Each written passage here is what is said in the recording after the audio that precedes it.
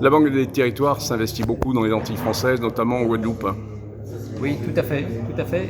La Banque des Territoires, sa mission, c'est d'accompagner tous les territoires et notamment les territoires qui ont le plus fort besoin d'investissement. Et dans les Antilles, en Guadeloupe, en Martinique, j'étais en Martinique hier, là je vais rester quelques jours en Guadeloupe. On est là pour venir accompagner ces politiques d'investissement. Toutes les collectivités n'investissent pas de manière significative. Là, en l'occurrence, il se trouve que le conseil départemental porte une programmation pluriannuelle des investissements qui est ambitieuse dans un certain nombre de domaines. Et donc, pour la Banque des Territoires, c'est vraiment au cœur de sa mission que de venir accompagner ce type de politique d'investissement. Qu'est-ce qu'il y a justement dans cette convention?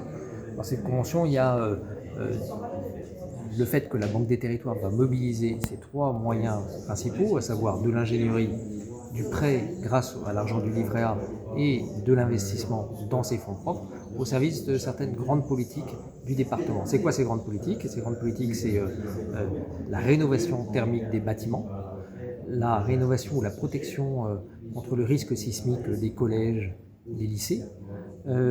C'est des politiques de transport plus durables, notamment des pistes cyclables, des adaptations sur les ports, aéroports de l'île. C'est également une politique plus dynamique en faveur du logement et notamment du logement en faveur des personnes âgées.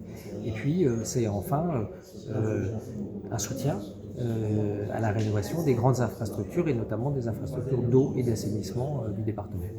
C'est de l'argent, mais c'est aussi de l'ingénierie.